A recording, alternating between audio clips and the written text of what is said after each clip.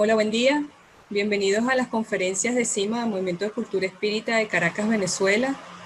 Inicialmente quiero darles unas indicaciones de que por favor mantengan su micrófono y su video apagado para no interferir con el conferencista. De igual manera los invitamos a seguirnos en nuestras redes sociales, que son en nuestra página web cimamovimientoespírita.org, Instagram CIMA Movimiento Espírita, en Facebook Espiritismo Cardesiano Laico, Twitter Venezuela Espírita, se escribe BZLA Espírita, y nuestro canal de YouTube CIMA Cultura Espírita Oficial, donde los invitamos a suscribirse para que estén atentos a todas las conferencias de nuestros días domingos que publicamos al finalizar. Quería también informarles que al finalizar la conferencia las preguntas deben de realizarse a través del chat para llevar un orden y darles una oportuna respuesta. Con ustedes los dejo con la licenciada Yolanda Clavijo, directora de CIMA, Movimiento de Cultura Espírita de Caracas, Venezuela. Buenos días, queridos amigos que nos acompañan esta mañana dominical desde diferentes países, espíritas del mundo, amigos, a los miembros del Movimiento de Cultura Espírita CIMA, a este espacio que ha sido diseñado en época de confinamiento por nuestra institución y con la finalidad de abrir precisamente un espacio para la difusión de la cultura, para el conocimiento, para la expresión de las potencialidades del espíritu y en especial para la divulgación de la filosofía espírita en su visión laica, kardecista, progresista y humanista. Con esa vibración amorosa vamos a recibir a nuestro conferencista de hoy, al amigo Óscar García, con su conferencia El equilibrio como fundamento del desarrollo espiritual. Óscar es natural de la isla de La Palma, Canarias, España. Ha trabajado durante años como monitor, profesor en diferentes proyectos de escuelas taller y enfocados al desarrollo socioeconómico en la isla de La Palma y como técnico de proyectos en una ONG. Durante 25 años ha sido director y presentador de diversos programas de radio dedicados a la temática parapsicológica y alternativa en emisoras de la isla de La Palma, Cadena SER, Canal 11, La Palma y Radio Sol. Ha colaborado en programas en televisoras locales y ha sido redactor en distintos medios escritos locales y regionales, así como director de la revista Atlantes, Enigmas. Escritor, es autor de las obras Historia del Espiritismo en las Islas Canarias, Ediciones Alternativas La Palma 1997, también de Bibliografía Espírita 57, 1936, Valencia 2015. Tras el velo de la vida y la muerte, inédita. Poemarios, páginas anteriores, inédito. Y recuentos de la luz entre ausencias, en preparación para su publicación. Conferencista nacional e internacional. A Óscar te recibimos con todo el cariño desde el Movimiento de Cultura Espírita CIMA y te dejamos en el uso de la palabra. Bienvenido. Digo que muchas gracias, Yolanda, por la presentación y por ver ahí tantos amigos y conocidos y otros que espero conocer en algún momento. Y también agradecerte por la, excelente prefacio con la canción que hemos escuchado. Bien, Agradezco la invitación para poder compartir algunas cosas que también comparto aquí con el Grupo Espírita de La Palma. Precisamente el tema que hemos elegido para hablar de él, que es el equilibrio emocional como fundamento del desarrollo espiritual, creo que puede aportar algunas cosas, seguramente no a todas las personas que ya llevan mucho tiempo metidas en el trabajo interno, digamos, el trabajo del descubrimiento interno, pero sí también a otras personas que a lo mejor no se han planteado en profundidad algunos aspectos. Tengo para compartir también, voy a hablar sobre ello, con una presentación en PowerPoint. Pues muy bien. Vale, pues sin más dilación vamos a comenzar. Y quiero comenzar con una primera, digamos, indicación, y es que la palabra emoción viene del latín, de emotionis, que significa mover, trasladar, impresionar. Es decir, en la idea de la emoción siempre está implícito la idea de movimiento, de algo que fluye, algo que se desplaza. Y esto ya nos da una pista importante para dilucidar el tema de las emociones, que es la cuestión que hoy nos hemos propuesto de alguna manera aclarar. Hay unas palabras que he puesto aquí al comienzo de la presentación que son de Carl Gustav Jung. Él dice en una de sus obras que sin la emoción, la oscuridad no puede ser transformada en luz, ni la apatía en movimiento. De alguna manera, la emoción es aquello que pone en movimiento muchos aspectos de nuestro ser. Los pone en movimiento, los saca de la inercia y los pone en movimiento. Y también me interesa, para enfocar el tema, dejar algunas ideas que van a ser algo así como el marco referencial que voy a usar para explicar los siguientes puntos. La primera de esas ideas que quiero expresarles es que, digamos que todo lo que existe tiene una triple manifestación o una triple faceta. Hay un místico español andalusí del siglo XII que se llamó Ibn Arabi y que cuando se refería al origen del proceso de manifestación, él hablaba de lo que llamaba la santísima efusión. Hablaba de una primera manifestación y hablaba luego de una segunda manifestación que la llamaba la santa efusión. Tenemos la santísima efusión y la santa efusión. La santísima efusión era una forma que tenía el creador, por decirlo así, la divinidad, de poner todas las posibilidades que luego podían concretarse en la existencia. Por eso Ibn Arabi hablaba de que el ser, el espíritu o la conciencia era el depositario de todas las posibilidades que luego se concretaban en las cosas, en las manifestaciones concretas. Y toda manifestación de lo concreto tiene tres facetas. Una de las primeras facetas es la energía. Otra de las facetas, o la segunda, es la información, y otra es la sustancia. Esas tres facetas las vamos a encontrar en cualquier cosa manifestada. Un plano energético, un plano de información o de forma, y un plano de sustancia. En toda manifestación están estos tres planos, estos tres aspectos. Pero estos tres aspectos no son independientes, no son aislados, sino que son perfectamente convertibles el uno en el otro. Perfectamente sabemos que la materia puede ser transformada en energía. Y ejemplos claros lo tenemos hoy en el funcionamiento de las centrales nucleares. Y también, por ejemplo, de una manera mucho más dramática, en la creación de la bomba atómica. La sustancia se puede convertir en energía, pero la energía también se puede convertir en sustancia. Se ha dicho muchas veces que la materia es energía condensada o congelada o coagulada. Más recientemente se ha podido probar al menos en un experimento teórico de física, que la información puede convertirse también en sustancia.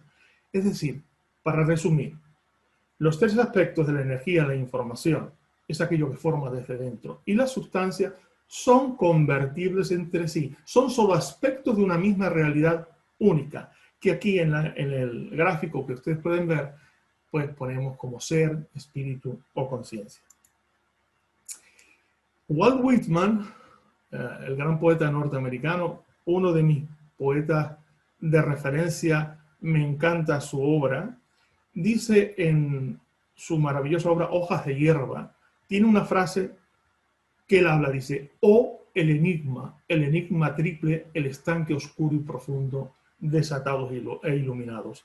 Todas las ideas de las trinidades o triunidades que están en tantas culturas, de alguna manera, simbólicamente, se refieren a este principio de esta expresión triple de la unidad sustancial. La expresión triple en lo concreto. Recientemente, bueno, en los últimos tiempos, los más avanzados físicos, como el caso de Vlatko Vedral, que es profesor de información cuántica en la Universidad de Oxford, él dice que cuando analizamos las unidades fundamentales de la realidad, dice: creo que ya no debemos pensar en estas unidades como fragmentos de energía o de materia, sino que deberíamos pensar en ellas como unidades de información. Y Donald Hutch Andrews, un químico norteamericano, ya murió hace unos años, tiene una frase muy interesante que dice: el universo es más bien música que materia. Si hablamos que esa fuente original de donde parte todo, ese reservorio de todos los posibles, como le llamaba Ibn Arabi, es una vibración de una altísima frecuencia que no podemos ni concebir, todo lo que existe a partir de esa vibración es como una bajada en su intensidad y se van manifestando en diferentes planos, en diferentes densidades. ¿Pero qué es la energía? La energía es una magnitud física, se puede medir, pero es más difícil de tener una idea clara sobre ello a nivel mental, porque no se puede tocar, aunque tenemos constancia de sus efectos. La definición clásica de energía es la de que es aquello que permite realizar un trabajo. Es decir, hay algo que tiene la capacidad para realizar un trabajo. Esa es la energía. ¿Y qué es la información? Pues la información, podemos decirlo, es un conjunto organizado de datos que constituyen un mensaje que cambia el estado del conocimiento del sujeto o de un sistema. Pero también podemos decir que la información, podemos definirla como un conjunto de códigos espaciotemporales que son capaces de generar formas. La información es algo que forma desde dentro. Esa es la información. Y si habríamos de poner en una especie de escala jerárquica estos tres aspectos, aunque se dan al mismo tiempo, podríamos decir que quizás el primer lugar, el inicial de todo, corresponde a la información. Y luego vendrán detrás, o vienen, la energía y la sustancia o la materia. Hay, como les decía al principio, unas cuantas ideas que yo creo que van a ser el marco referencial necesario para situar algunas de las explicaciones que vamos a dar a lo largo de esta charla. Una de las ideas interesantes o importantes para poder generar ese marco referencial es la de que todos los procesos de la naturaleza en el universo están cuantificados. Quiere decir que la mecánica cuántica ha demostrado que el paso de un nivel de energía a otro, hacia más energía o hacia menos, no se da sino a partir de la resta o la suma de cantidades discretas de energía. Cantidades discretas de energía que permiten lo que se llama los saltos cuánticos, que al revés de lo que se creía en la física de los albores del siglo XX, la energía no se puede manifestar en un abanico infinito de niveles o de longitudes de onda. Por eso, a comienzos del siglo XX, el físico alemán Max Planck logró demostrar, primero teóricamente con una formulación matemática, que la energía solo se daba o se expresaba exclusivamente en ciertos niveles discretos o cuantos, que es el nombre que él le dio. Y que esos cuantos de energía eran múltiples de un coeficiente que él mismo logró calcular y que en su reconocimiento se le denominó justamente como constante de Planck. La idea adoptó una formulación matemática en la que se determinaba la energía de un fotón, por ejemplo, con la constante de Planck multiplicada por la frecuencia de la luz. Eso era lo que determinaba ese valor del cuanto de energía. Esta propuesta, que el matemática inicial no gustaba ni siquiera a su promotor, a Max Planck, pero de alguna manera él la propuso como una forma de dar respuesta y por tanto de también prevenir ciertos problemas que había entonces en la física, ciertos flecos que se consideraban casi residuales de una idea que se tenía entonces que la física tenía una explicación acabada para todo lo que ocurría. Esos flecos que tenían que ver con la radiación de los cuerpos negros y demás, él, para poder explicar eso, elaboró esta formulación matemática. Posteriormente, en la práctica se demostró que era real su formulación matemática. De modo que esas ideas iniciales aparentemente no trascendentes terminaron por crear toda una nueva rama de la física que es la mecánica cuántica. Otra idea fundamental que me parece que debemos tener de fondo para poder precisar el tema que nos ocupa es que todo lo existente se organiza en una escala de órdenes dentro de órdenes. Es lo que se denomina los holones. Un físico tan importante del siglo XX como fue David Bohm, norteamericano, dice en una de sus obras que el orden que nosotros vemos en la realidad procede de un orden mucho más de fondo, mucho más original, y que todo es lo que llama a ese orden el orden implicado, y que todos los órdenes que vemos son en realidad expresiones de ese orden fundamental, oculto, y que todo tipo de órdenes son expresiones de esa. Hay niveles de órdenes. Más tarde, Arthur Koestler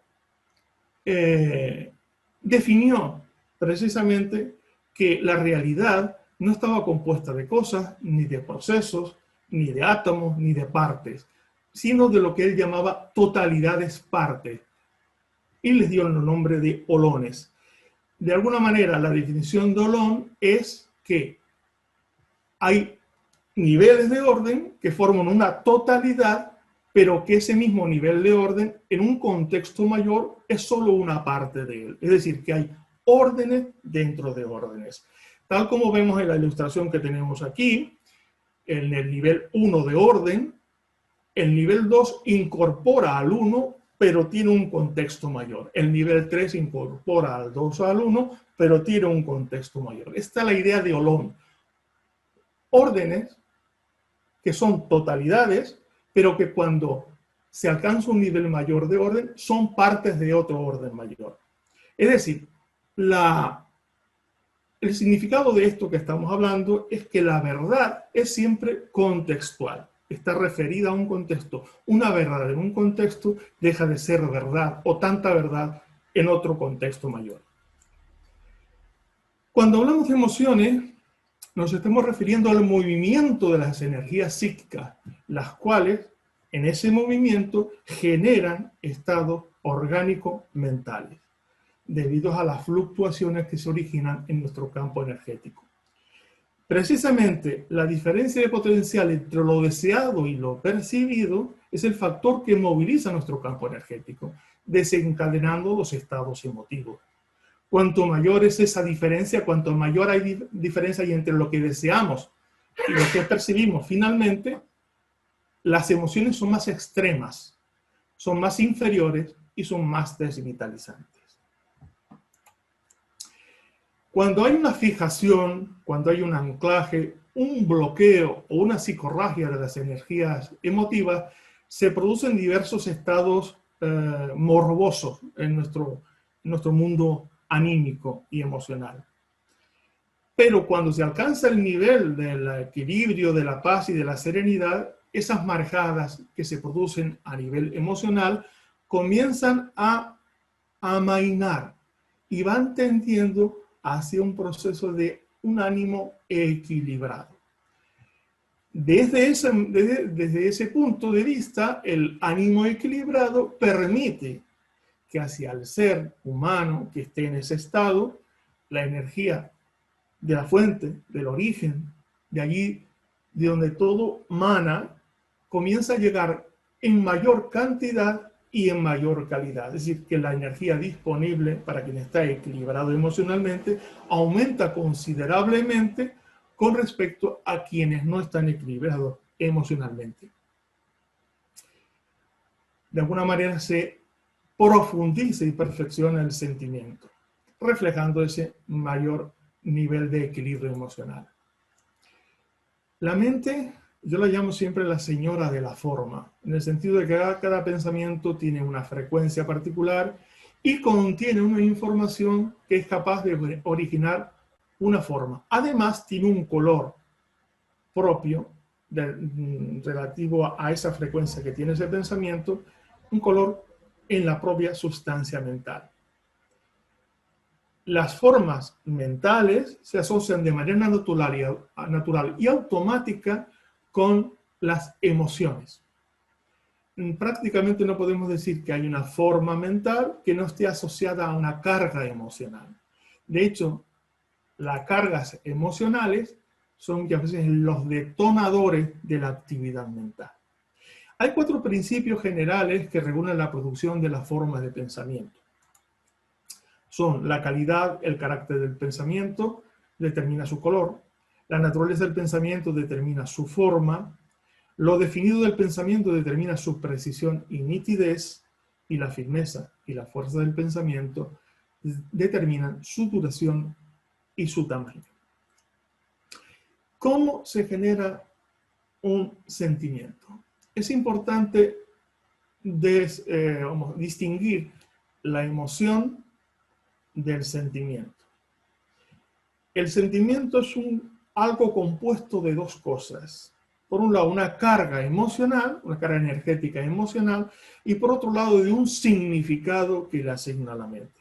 De tal manera que la carga emocional, sumada a la imagen que la mente se hace de esa carga, que la interpreta, que le da un significado, forma algo así como una memoria con una carcasa, un núcleo de energía emocional rodeado de una imagen como una carcasa que le da forma. Y todas nuestras memorias, precisamente, son memorias que tienen un componente esencialmente sentimental. Nuestros registros vivenciales, todo lo que vivimos, son almacenados como memorias sentimentales.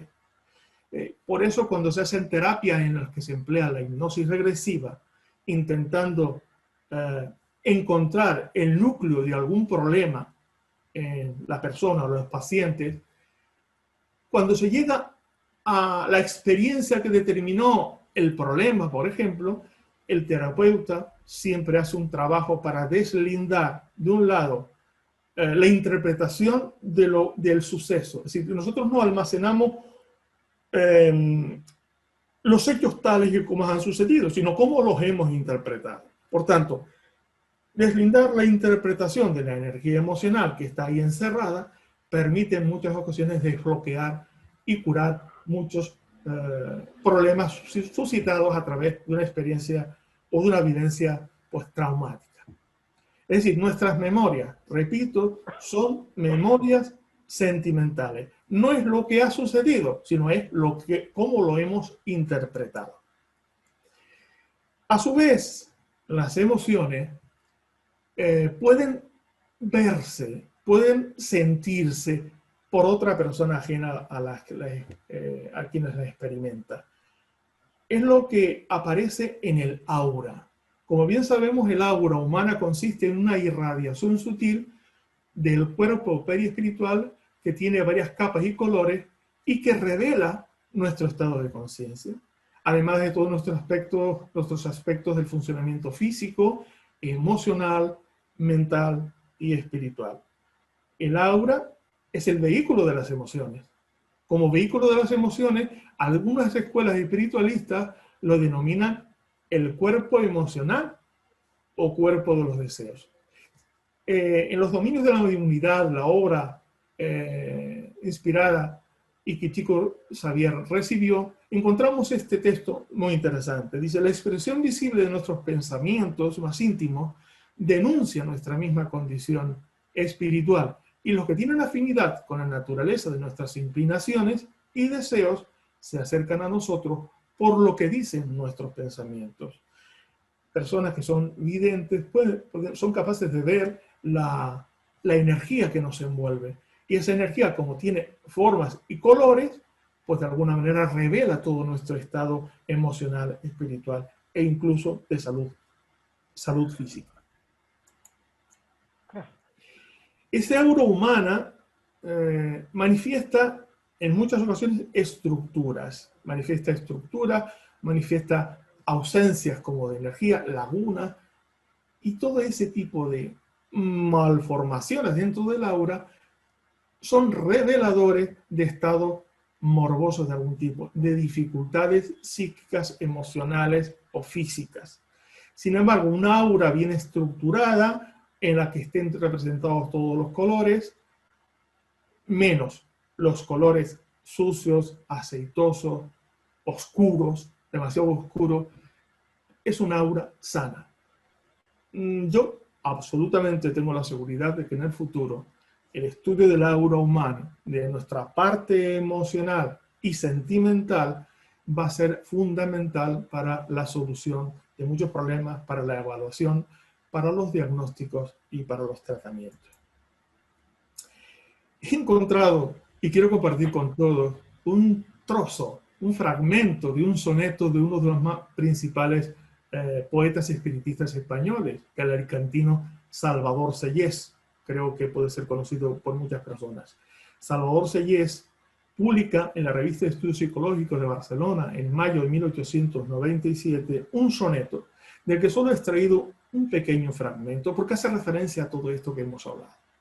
Él dice o escribe en ese fragmento: si es verdad que en su acción el pensamiento formas de luz arrebolando crea, si es verdad que en el éter centellea su encendida pasión, su sentimiento, si es una vez como volcán violento, si es otra vez como iris que lumbrea, si es una aurora boreal que ondea como abanico de esplendor al viento. Hace referencia a las energías que se ven en el aura y que refleja, como les decía, nuestro estado emocional, mental y también físico. Para la ciencia actual y desde hace mucho tiempo, los procesos siguen una dirección que va hacia la complejidad. Hay teorías modernas como la teoría del caos, del orden implicado, de la termodinámica del no equilibrio, que apuntan a la idea de que en el cosmos hay una tendencia constante hacia la complejidad. De alguna manera se supera una vieja idea que hablaba del equilibrio termodinámico, en que se suponía que en un momento dado todo el cosmos prácticamente se pararía porque habría un equilibrio termodinámico. Hoy se sabe que no. La vida, por ejemplo, es un proceso que va acumulando constantemente energía. En vez de generar entropía, o va creando mucho más orden, un orden mucho más extenso y profundo. La complejidad en un sistema se mide por la información que contiene el sistema. Cuanto más información contiene el sistema, mayor grado de complejidad. De ahí se derivan las propiedades emergentes. Las propiedades emergentes en un sistema son aquellas que se dan cuando adquiere cierto grado de información o de complejidad y que no estaban presentes en las unidades que lo componen. Es decir, los sistemas adquieren información y aparecen propiedades nuevas. Por eso se le llama propiedades emergentes. Estas propiedades emergentes siguen una tendencia que está basada en una característica llamada autoorganización. Bien, en el esquema que les presento, lo que quiero expresar es que desde esa fuente primigenia, ese reservorio de todos los posibles del que hablaba Ibn Arabi, este místico, sabio y filósofo andalusí, nacido en Murcia, en España, del siglo XII, él expresaba que allí estaban contenidas todas las posibilidades. Bueno, nosotros hacemos este esquema para expresar la misma idea.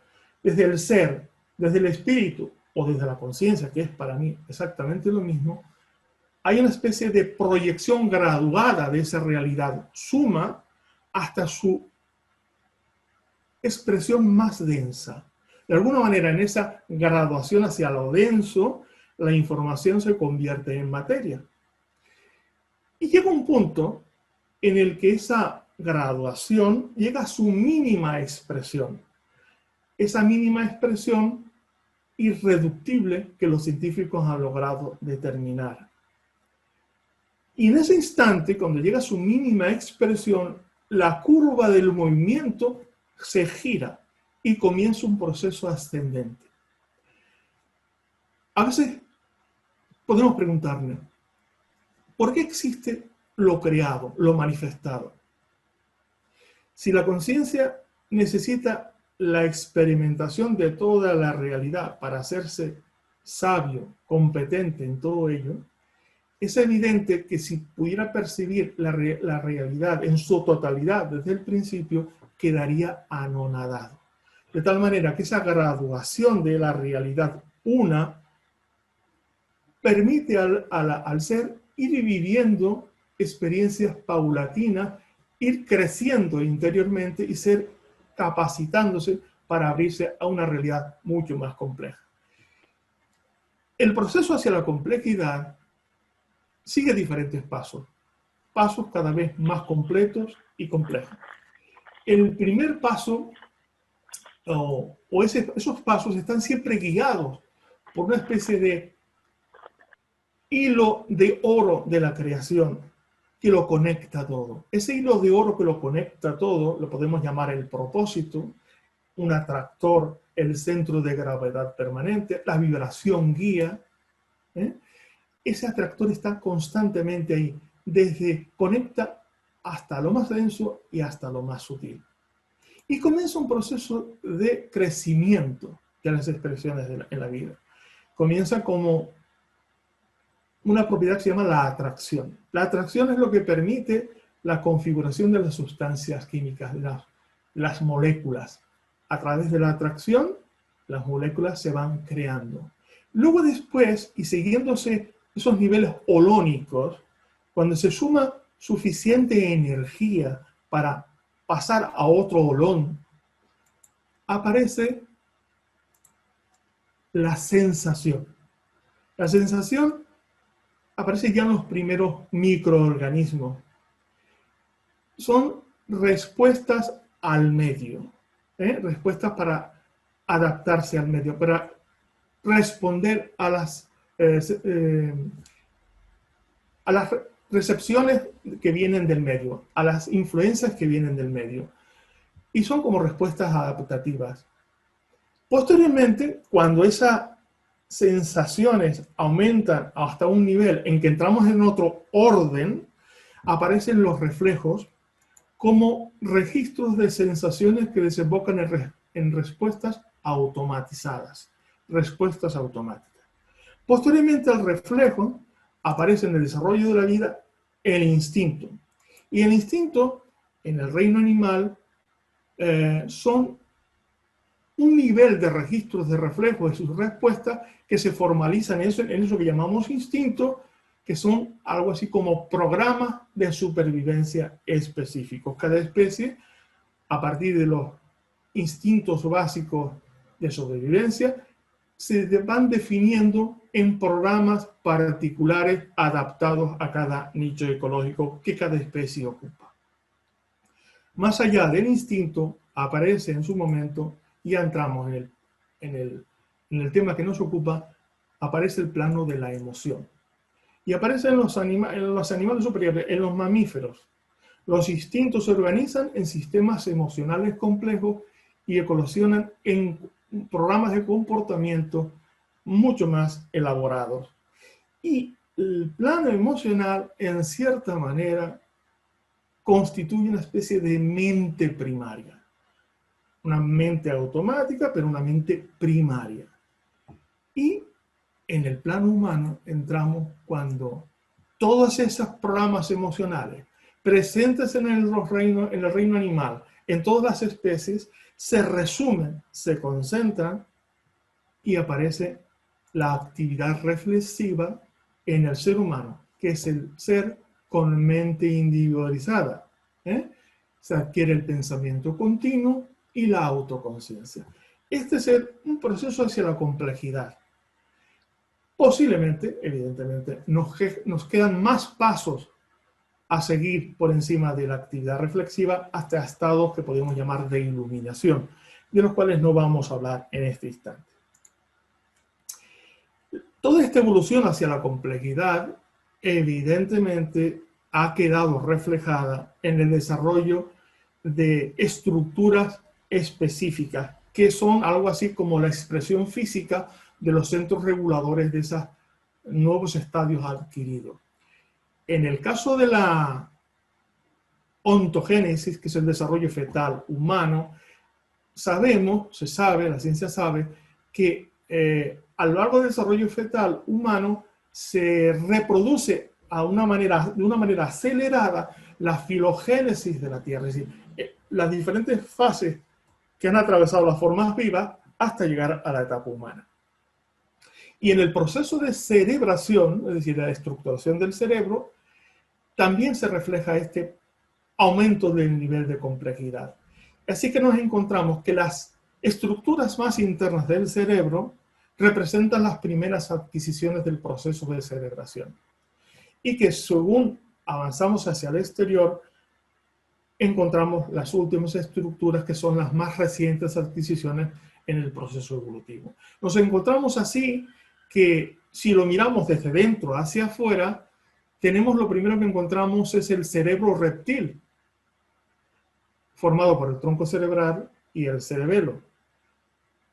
Y es el centro regulador del primer instinto de supervivencia, con sus respuestas básicas de ataque o huida. Y como está representado en la fase reptil de la vida, pues será llamado cerebro reptil. Posteriormente tenemos el cerebro mamífero, que es el sistema límbico. Y justamente es el cerebro mamífero, el sistema límbico, donde eclosionan las emociones. Y posteriormente a todo esto tenemos el córtex y el neocórtex, que son la sede de la actividad reflexiva propiamente humana. Una cosa que constatamos es que la universalidad emocional, nos podemos preguntar, ¿por qué cualquier ser humano, sin importar en qué cultura se haya educado, en qué civilización, en qué raza haya nacido, si vive en el centro de la selva como si vive en una moderna urbe humana, todos los seres humanos en cualquier lugar son capaces de identificar de manera rápida y directa el significado de las emociones que nosotros vamos teniendo? Por ejemplo, en el caso de esta imagen que vemos aquí abajo a izquierda, las expresiones faciales de estas caretas son perfectamente identificables por todos. A nadie se le puede ignorar que en las tres caras superiores tenemos primeramente hacia la izquierda la cara del afligido, la segunda la cara del sorprendido y la tercera la cara de una persona divertida, que se lo está pasando bien. Y en las tres caras que vemos a nivel inferior, también la primera cara es la de una persona asqueada, la segunda de una persona enfadada y la tercera de una persona aterrada. la universalidad emocional nos da cuenta de que son adquisiciones de la vida que nosotros incorporamos, ya tenemos incorporadas. Aunque estamos en una fase incluso superior, no por eso las fases anteriores están desactivadas en nosotros, sino que están incorporadas, forman parte de nuestro ser, de nuestra integridad como seres humanos encarnados.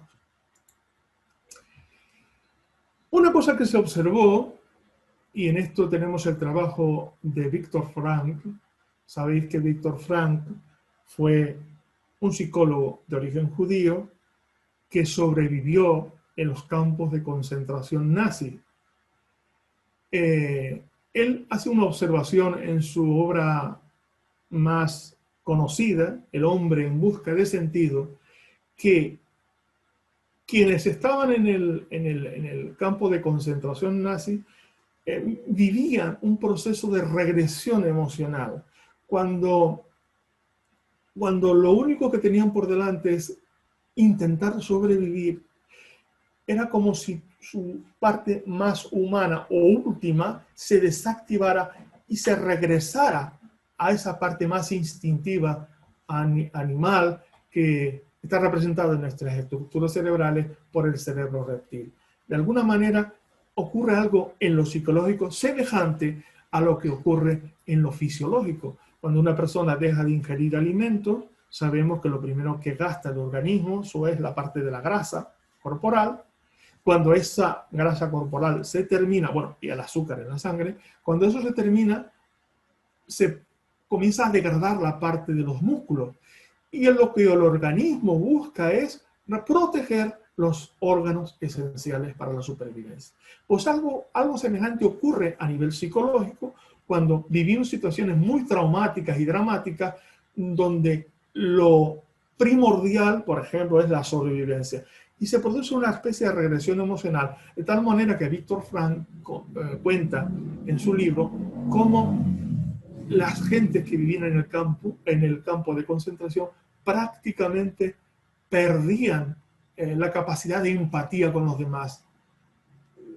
Es como si hubieran bajado su nivel emocional a un estado mínimo. Es decir, que los instintos de sobrevivencia continúan presentes en nosotros y en ciertas circunstancias, cuando hay necesidad, velamos los aspectos superiores y nos quedamos con los aspectos más primarios. Bien, en este momento de la exposición quería compartir con todos algo que no sé si muchos espíritas, seguro que sí, los hay, se lo han planteado alguna vez. Es la ley de causa-efecto. Un concepto es una imagen, es un sistema de imágenes interrelacionadas que representan un significado que se atribuye a un determinado estado emocional. Los conceptos vienen a acompañar a los estados emocionales para dotarles de significado. Así que los conceptos vienen a ser las películas mentales de nuestras interpretaciones subjetivas y sirven de justificación lógica para la visión dualista del mundo, al responder siempre a una especie de secuencialización racional, es decir, responden a un por qué y un para qué. Muchos conceptos sistematizados racionalmente nos proporcionan una visión mental del mundo. Las cargas energéticas emocionales, volvemos a recordar, al quedar vinculadas a conceptos mentales que los representan en la forma o que les dan un significado, generan sentimientos. Nuestras memorias son sentimentales. El registro de todas nuestras vivencias forma un banco de memorias con formato sentimental y constituyen en conjunto el fundamento del mecanismo de la ley de causa-efecto. O como también, y en ciertos ámbitos se les denomina, del karma. Esto es así porque para la visión dualista del mundo no es capaz de concebir que haya un efecto sin una causa. Y tampoco es capaz de concebir que haya una causa que no tenga su efecto correspondiente. De ahí que una conciencia dual, en la que se ve al sujeto y los objetos, y causalista, se autosometa a los efectos consecuencias de las acciones causas de las que se supone autora, creando lo que cree. Así el universo, todos los universos juntos que pudiera haber existir, se autorregulan mediante la inteligencia innata que está contenida en el orden implicado. Dicho de otra forma, nosotros estamos sometidos a la ley de causa-efecto porque en nuestra visión dualista del mundo, toda causa tiene su efecto. Ahora bien, estamos sometidos a esa ley del karma que también llaman muchos. Pero hay algo que trasciende la ley causalista, que trasciende la ley del karma, que nos sitúa más allá de todo eso. Esto es algo que los orientales denominan, por ejemplo, en la filosofía china, en el taoísmo, lo llaman el Wu Wei, ¿sí? La acción, la no acción. ¿Se puede realizar algo que no tenga efecto? Sí. Se puede realizar algo que en el mismo acto de la realización, acto de realización y la consecuencia estén tan unidos que no haya separación. De tal manera que cada vez que realizas algo, el acto mismo de realizarlo está implícita la otra cara de la moneda, que es lo que denominamos habitualmente consecuencias, sin dilación de tiempo, están unidas. Algunos llaman a esto la acción no dual. La acción no dual. Es posible ir más allá de la ley de causa-efecto. Y los seres altamente evolucionados están situados en ese nivel, en el que están fuera de la acción de la ley de causa-efecto porque sus actos no son acciones, son acciones no duales. Esto lo quería aportar como para una reflexión, para algunos espíritas, pongamos a hacer esta reflexión. La palabra karma, como bien sabéis, es una palabra de origen sánscrito y que literalmente significa acción. En su uso coloquial se entiende por karma de una persona al cúmulo de condicionamientos y circunstancias que pesan sobre él, ya sean buenos o ya sean malos, como premio o castigo por las acciones que realizó en una reencarnación anterior. Sin embargo, podemos, como les decía, ir más allá del karma. Una indicación en este sentido la podemos encontrar en unas palabras contenidas en un viejísimo texto, pero sabio texto. En el Bhagavad Gita, que como sabéis, es una parte del Mahabharata, uno de los libros más antiguos de la humanidad. Se cree que tiene un origen de 5.000 años antes de nuestra era. Algunos creen que es una inserción posterior, pero no vamos a entrar en esos detalles. Dice en el Bhagavad Gita lo siguiente: aquel cuyas intenciones están libres de deseo y de codicia, y que ha quemado ya todo su karma en el fuego del conocimiento, a tal hombre llaman sabio aquellos que pueden ver. Un hombre tal que ha renunciado al fruto de sus acciones está siempre contento y libre de toda dependencia. Y aunque interviene en la acción, él no actúa. Sin esperar nada a cambio, él actúa solamente con su cuerpo, manteniendo su mente bajo control, entregando todo lo que tiene. De este modo, él queda libre de pecado, es decir, queda libre de consecuencias. Cada una de las tres vertientes de las que inicialmente hablamos, cada uno de los aspectos en los cuales la realidad se manifiesta, la energía, la información y la sustancia, puede ser tomado como una vía de progreso espiritual. Dependiendo del carácter de cada persona, de su propia idiosincrasia, hay personas que prefieren una vida activa, una vida de acciones. Hay otras personas que prefieren una vida donde se haga un énfasis en lo que se siente, en el plano emocional. Y hay otros que tienen una vida en la que dan prevalencia a la parte de la comprensión.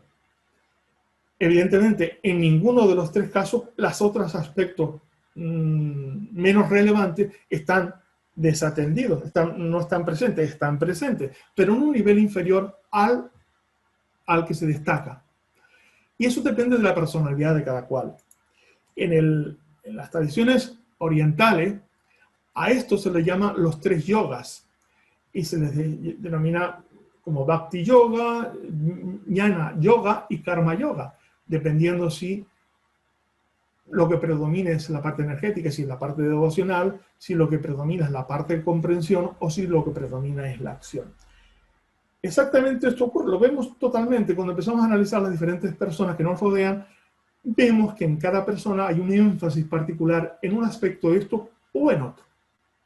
Eso se determina como, puede determinar una especie de naturaleza del campo, del camino espiritual, del campo de la evolución espiritual. Pero nada puede ser quedado desatendido.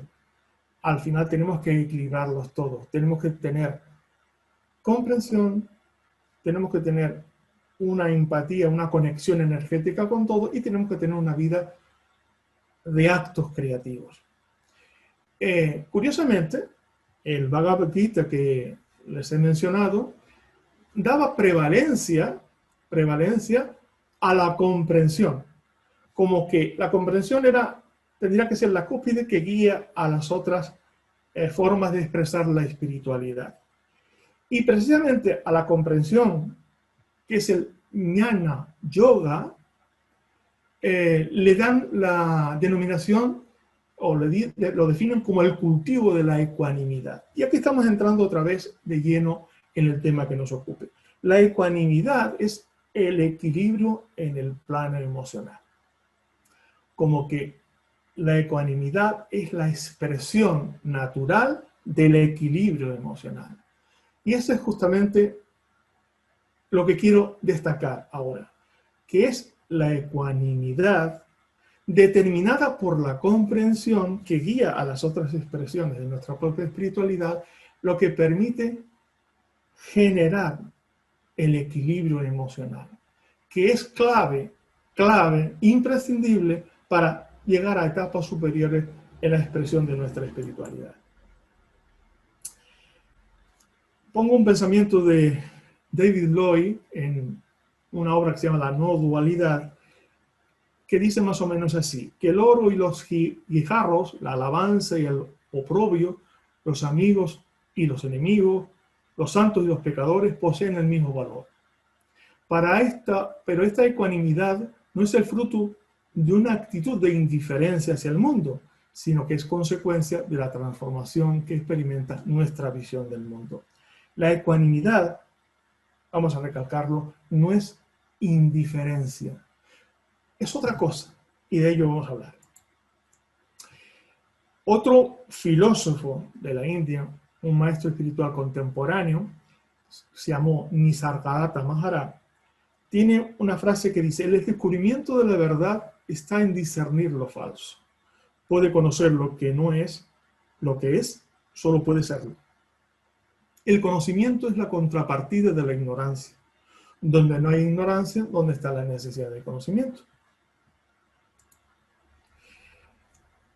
Solo puede conocerse lo que no somos.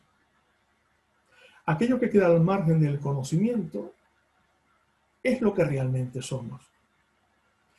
¿Qué es el conocimiento, a fin de cuentas? Hago una distinción entre conocimiento y sabiduría. El conocimiento, vamos a decirlo claramente, es una descripción de lo aparente. Tal como aparecen las cosas, nosotros logramos descifrar esa apariencia y llamamos a ese desciframiento, esa descripción del aparente, lo llamamos conocimiento. Pero la sabiduría es otra cosa. La sabiduría es un nivel mucho más profundo que el conocimiento. La sabiduría es el contacto directo con la realidad. Y la sabiduría solo se puede adquirir por experiencia directa, no por el conocimiento. Por tanto, solo la experiencia directa, solo ser aquello que vemos, aquello que intuimos, aquello que nos inspira, solo ser eso permite la sabiduría. Sabiduría viene de sabor. Solo quien experimenta la realidad tiene el sabor de esa realidad. El sabor de la realidad es la sabiduría. Por tanto, todo aquello que queda al margen del conocimiento, es decir, que queda al margen de la descripción, que queda al margen de las apariencias, eso es lo que somos verdaderamente. Y puesto que podemos conocer nuestro cuerpo, no somos el cuerpo. Puesto que podemos conocer nuestras emociones, no somos las emociones. Y puesto que podemos conocer el pensamiento, la conclusión evidente es que tampoco somos el pensamiento. Nosotros somos realmente algo que está más allá de la materia corporal, que está más allá de las emociones y que está más allá del pensamiento. Y eso que está más allá de todo esto es lo que somos. Y lo que somos, solo podemos serlo siendo eso.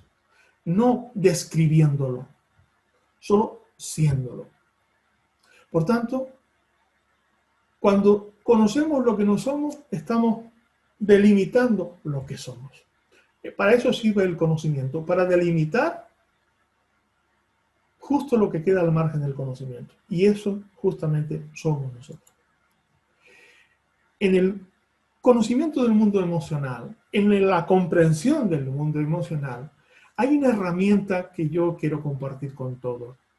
La herramienta fue desarrollada por un psiquiatra norteamericano, el doctor David R. Hawkins, y se llama la escala calibrada de la conciencia. En la imagen que tenemos delante, podéis ver una serie de columnas encabezadas por un titular que dice visión de Dios, visión de uno mismo, nivel de conciencia, calibración, emoción y proceso. Como son muchas palabras aquí, solo quiero destacar algunos ejemplos. Les invito a que se fijen en la columna que habla del nivel de conciencia, la columna que habla de la emoción y la columna que habla del proceso. Por ejemplo, en este primer ejemplo que tengo aquí enmarcado, cuando estamos en el nivel de conciencia del sufrimiento, la emoción prevalente en ese nivel es el remordimiento. Y el proceso que estamos viviendo ahí es el del desaliento. Cuando estamos, por ejemplo, en el nivel de conciencia del orgullo, la emoción prevalente es el desprecio. Y el proceso que estamos viviendo es el engreimiento. Cuando, por ejemplo, estamos en el nivel de conciencia de la aceptación, la emoción prevalente en quien esté en ese estado es el del perdón. Y el proceso que está viviendo es el de la trascendencia. Y en el nivel de conciencia de la alegría, la emoción prevalente es la serenidad. Y el proceso que se está viviendo es el de la transfiguración. En el nivel de la alegría ya hemos alcanzado el equilibrio emocional. Solo podemos vivir en el nivel de la alegría cuando hemos alcanzado la serenidad. Porque la serenidad es el equilibrio emocional. Y esto nos prepara para futuras etapas en nuestro desarrollo aún más profundas.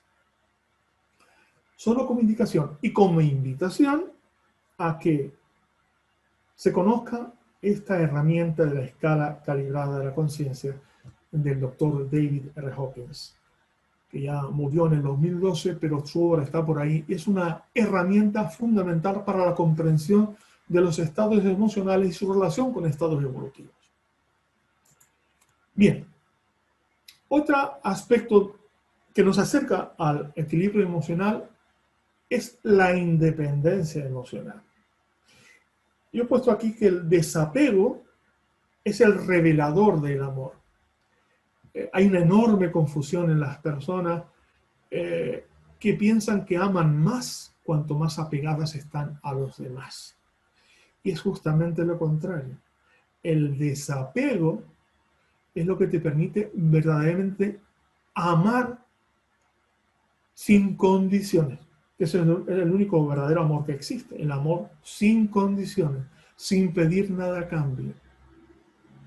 Y el amor incondicional.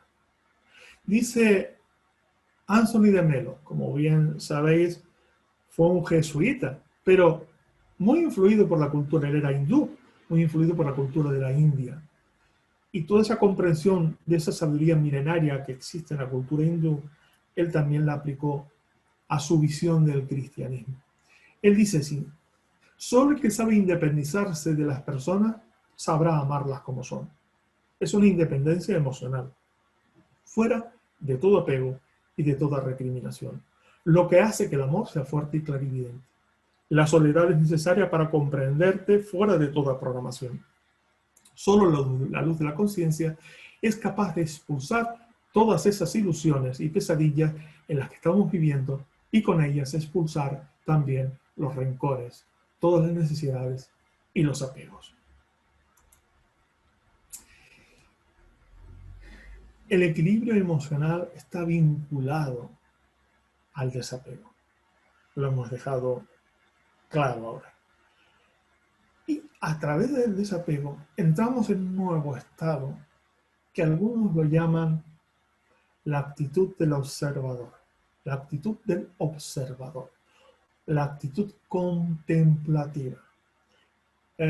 La actitud contemplativa en la que has dejado de identificarte, por tanto, de que tu estado interior ha dejado de depender de nada externo, de nadie externo, y tú te encuentras en un estado de equilibrio. Cuando esa independencia emocional se ha logrado, tú ves lo que sucede en tu vida como algo que sigue su propio ritmo. Los sucesos en tu vida comienzan a ser contemplados como algo que pasa, pero que no te pasa a ti, porque tú estás viendo la realidad entonces desde tu fuente, desde tu ser, desde tu espíritu. De tal manera que todo lo que sucede no te sucede a ti. Tú estás en un proceso de independencia total sobre lo que sucede. Vives lo que sucede, evidentemente, pero no estás apegado a lo que sucede. Eso te da una actitud de libertad impresionante. Una falta de ligazón y, por tanto, de vinculación a lo que sucede. Nada de lo que sucede te va a hacer cambiar tu estado de equilibrio. Por eso dice Jacobo Grinberg, en un libro interesante que se llama Meditación Autoalusiva, que a medida que se ejercita más la observación emocional, conduce al logro de un estado de mayor poder, que llega a permitirte desvincularte y que ya no te provocan confusiones o desgarramientos y sufrimientos intensos, sino que acompañan las vivencias matizándolas de significado y vida. No se trata de hacer desaparecer las emociones, no. Las emociones no van a desaparecer. Pero ocurre algo muy interesante, sino más bien de enriquecerlas, dice Jacobo Grinberg, dándoles el lugar que se merecen y evitando que ellas nos contaminen y nos confundan.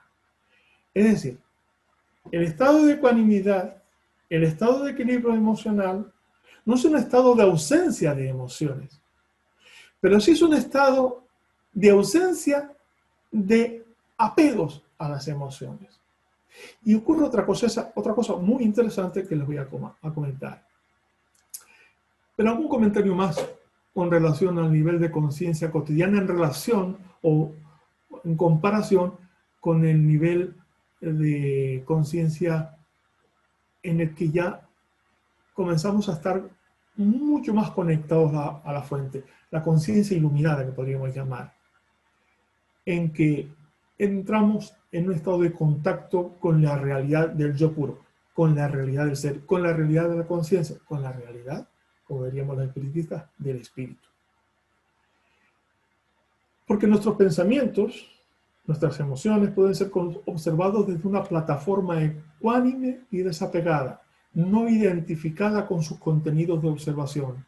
Desde esa plataforma, las emociones y los pensamientos se ven como si estuvieran pasando por sí solos. Alcanzar, por tanto, el estado contemplativo o el estado de observador implica necesariamente una mirada, esto es importante, inocente. Solo podemos alcanzar el estado de observadores, el estado de contemplación, cuando tenemos una mirada inocente. Por una actitud incondicionada, debido a la entrega de cualquier posicionamiento. Es imprescindible eliminar cualquier posicionamiento para adquirir la mirada inocente que nos permita estar en el estado de contemplación. Una mirada inocente. Hay tantas cosas que nos llegan del pasado que no solemos entenderlas muy bien al principio. Algunas de esas cosas son parte de las enseñanzas atribuidas a Jesús.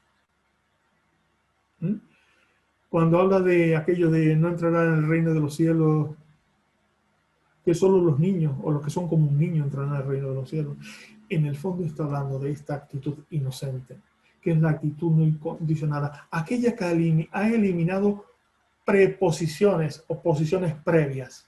No tiene posicionamiento. Entonces solo con ese no posicionamiento tiene una mirada libre.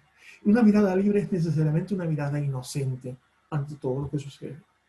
Solo entonces, cuando ya no tenemos resistencia ni posicionamiento, es que estamos plenamente receptivos. Podemos recibir la realidad tal cual es. Solo entonces lo que es, solo entonces el Espíritu se puede revelar a través de nosotros de forma plena. Es decir, podemos ser plenamente seres espiritualizados. Por tanto, el equilibrio emocional es la ecuanimidad, o su expresión más comprensiva para nosotros es la ecuanimidad. Las emociones, cuando nos identificamos con ellas, como dice aquí el doctor Frederick P. Lenz, manchan nuestra reflexión. Tenemos que ser capaces de reflexionar sin la mancha de la emoción. Pero para alcanzar la serenidad interior no hemos de eliminar las emociones, no se van a eliminar. Sino tenemos que llegar a un estado en el que pierdan esa especie de condición dualista en la que siempre nosotros nos vemos a un lado y lo que sucede al otro lado. El sujeto y los objetos. Yo y tú. Yo, los otros. Para conseguir una visión unitaria que implique la serenidad interior, la ecuanimidad emocional, tenemos que alcanzar ese estado de no dependencia, de desidentificación con las cosas. Todo esto podría hacer pensar a algunos que cuando hablamos de ecuanimidad emocional, hablamos de frialdad o de dureza emocional. Y es todo lo contrario. La ecuanimidad emocional, el equilibrio emocional, dota a quien ha alcanzado ese estado de una hipersensibilidad. Una hipersensibilidad que es totalmente ajena a la sensiblería y a la ñoñez. Un estado de ecuanimidad que te permite sentir todas las emociones, pero brevemente, en toda su intensidad, pero sin identificarte con ellas, de tal manera que te vuelves un ser ultrasensible. Un ser en este estado capaz de llegar a cualquier ambiente y detectar todos los niveles emocionales que allí se da. Pero como no se identifica con ellos, no se deja arrastrar por ellos. Se mantiene en su nivel de equilibrio. Un ser emocionalmente equilibrado es un ser increíblemente sensible. Nada de frialdad, nada de dureza emocional, pero tampoco nada de sensiblería. Dice el autor David R. Hawkins en una obra que se llama El ojo del yo, que los maestros que alcanzan ese equilibrio emocional alcanzan un estado de alegría no emocional. Es una alegría que no tiene que ver con las emociones cambiantes y fluctuantes y desconcertantes que muchos seres humanos aún tenemos en algunos momentos. Es un equilibrio que va más allá de las circunstancias que te pasan, es un equilibrio de tu estado interior. Y que esos maestros que han alcanzado ese nivel adquieren algunos dones. Uno de los dones que adquieren es la capacidad de poder transmitir a otros lo que eso significa, el don de la palabra, el don de hacer comprensible cosas bastante difíciles de comprender en un estado ordinario de conciencia. Y por último, ya terminando mi charla, le hago una invitación final, una invitación que se contiene en unas palabras que también extraigo del Bhagavad Gita, de la Mahabharata. Dice, descubre la corriente de las aguas profundas de tu conciencia y zambúllete en ella. Rechaza todas las cosas exteriores, como uno se resguarda en las casas de los ardientes y perjudiciales rayos solares. El océano de la ignorancia rodea al mundo y se desborda sobre él, al igual que las aguas saladas cercan y bañan a una isla. Y las distinciones que hacemos al decir yo y mío son las olas de ese mar de nuestro error. Las emociones de la mente, así como sus diversos sentimientos y pasiones, son las oleadas multiformes de ese mar de ignorancia. El egoísmo y el amor propio forman la vorágine en la que el hombre testarudo espontáneamente se precipita. Bien, hasta aquí comparto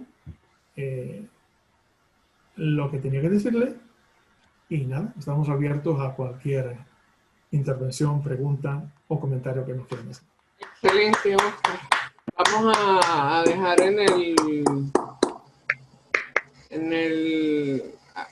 a contestar algunas preguntas de quienes nos han estado acompañando esta mañana. Y posteriormente vamos a abrir un espacio para que compartas con todos los amigos. Muy bien, estamos dispuestos. Hay una pregunta de José Arroyo.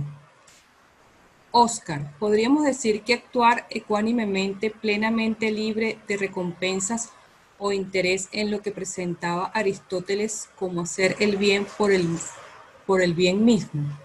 Sí, es una manera de decirlo. Hacer el bien por el bien mismo o hacer el bien con desinterés, sin estar vinculado al fruto de las acciones, lo que los orientales llaman el Wu Wei, los taoístas. Es la acción desinteresada, la acción sin buscar beneficio. La acción por la acción misma es prácticamente lo mismo que hemos hablado. Okay. Una pregunta de David Santamaría. Ajá. Gracias por tu conferencia. ¿Es posible alcanzar el estado de conciencia iluminada en el actual estado evolutivo medio de nuestro planeta? Es posible. No común. Es posible, pero nada común. Algunas personas lo han logrado. Pero aún así, el nivel de influencia que esas personas con una conciencia iluminada logran para todos nosotros es de una trascendencia increíble. Vamos a decirlo de alguna manera. Cada vez que un ser humano alcanza un nuevo estado evolutivo o un estado profundo en la evolución, abre el camino a todo el resto de la humanidad. Por eso es tan importante la obra, la labor, el ejemplo dejado por los grandes maestros que han estado a ese nivel. Es posible en este nivel, en esta experiencia de vida, en este nivel de vida en el que estamos, es posible, pero muy poco común. De todas maneras, para llegar ahí a la iluminación, hay muchos estados intermedios que progresan hacia ese estado y que suponen un enorme cambio en la conciencia individual del que lo experimenta y colectiva, puesto que es un ejemplo para los demás. Una pregunta de Juan Antonio. ¿Ese descubrimiento interior que has propuesto lleva consigo la ausencia total de los instintos? No. Lo interesante del orden que tiene todo lo existente, que está ordenado en órdenes dentro de órdenes, es que el último orden manifestado, es decir, el más avanzado, no excluye la función de todos los estados interiores. Si nuestro estado de, digamos, de atracción que forman las moléculas si ese nivel no estuviera presente en nosotros, no podríamos tener un organismo físico. Porque evidentemente el organismo físico se forma a partir de las leyes de la química y de las leyes de la atracción. En nosotros sigue habiendo el instinto, sigue habiendo los instintos, pero los instintos se supeditan al orden superior. Pero los instintos en ciertos momentos puntuales tienen una certeza absoluta de cómo actuar, cómo reaccionar. Nosotros hablamos en nuestro lenguaje de reacciones viscerales, ¿verdad? No descontroladas, sino hay momentos en que, por ejemplo, hay un peligro y alguien tiene que correr, no tiene que pensar en eso. Le surge como respuesta aprendida y que está grabada en el instinto que nosotros conservamos, pero que, como representamos un estado más avanzado de la vida, no estamos anclados en el instinto, tenemos que dejarlo supeditado a la reflexión, que es el nivel que nos corresponde como seres humanos. No tengo más preguntas, las demás son agradecimientos y felicitaciones. No sé si la profesora Yolanda tiene alguna. No, felicitaciones en los que tenemos, Oscar. De verdad, una profunda conferencia de la que hay mucho que extraer. Y te agradecemos que que hayas compartido todas estas reflexiones con nosotros. Vamos a pedirle a quienes nos acompañan que pueden abrir sus videos, sus micrófonos para aplaudir al conferencista y conversar con él si es necesario. Muy bien, gracias Yolanda. Gracias a todos. Tá bem, então. Enhorabuena, Oscar, me gostou muitíssimo. Queria te perguntar se é possível que no futuro, a respeito da possibilidade que temos de fotografar como uma quiligrafia, ou se pode ter esses equipamentos como equipamentos térmicos. Futuramente, as pessoas poderão utilizar equipamentos que se vão ver a intenção, a vibração das pessoas. Digo isso em casos criminais ou em caso de prevenir crimes ou coisas disso. Não sei se compreende o que estou falando. Sí, sí. A ver, nosotros podemos, si ese tipo de equipamiento se desarrolla, se puede de alguna manera evaluar el estado emocional, mental de una persona. Ahora bien, habría que saber interpretar que tales, digamos, formaciones o estructuras dentro de su nivel áurico son propicias a que ese ser pueda tener una actividad criminal.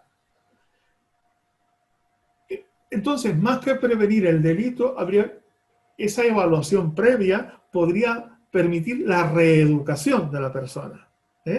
La reeducación, el reorientamiento, el permitirle que se le incite a cultivar aspectos que le llevan a superar su estado. Ahí entiendo que puede ser significativamente productivo y beneficioso en el futuro para nosotros los seres humanos. Y que esos equipamientos se desarrollarán. De hecho, ya hay algunos que están tocando esas fronteras. Oscar, ¿se podría pensar igual para líneas de tratamiento? Totalmente. Es que en muchas ocasiones se ha detectado que en ese nivel áurico hay acumulaciones de energía o ausencias de energía, es decir, zonas desvitalizadas que podrían, si se detectan a tiempo, subsanarse y evitar que se trasladen al cuerpo físico. Por tanto, es infinitamente posible, las posibilidades son muchísimas de cuando este tipo de desarrollo se logra establecer.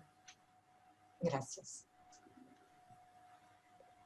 Bueno, amigos, es muy grato estar con ustedes, de verdad, uno siente esa cercanía y también te agradecemos no solamente al conferencista, a Oscar, que es amigo del CIMA, sino a todos ustedes por compartir con nosotros esta hora que para algunos ya es de almuerzo o ya ha pasado el almuerzo. Los esperamos el domingo con Alexandre Caldia Machado y el desarrollo del principio espiritual. Gracias, Oscar. Gracias a todos. Gracias, Yolanda. Gracias a todos los amigos que han estado presentes y esperamos continuar en contacto.